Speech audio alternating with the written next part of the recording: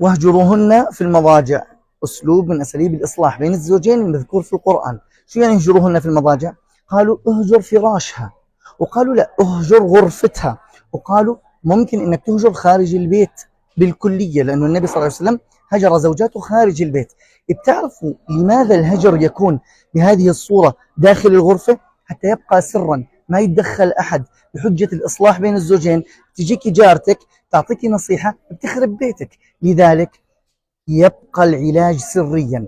الخطوة الثانية من الإصلاح رح ندخل فيها الناس. حتى تعرفوا هذه الخطوة اشتركوا في الصفحة، رح أنزلكم ريلز عن الخطوة الثانية في الإصلاح بين الزوجين.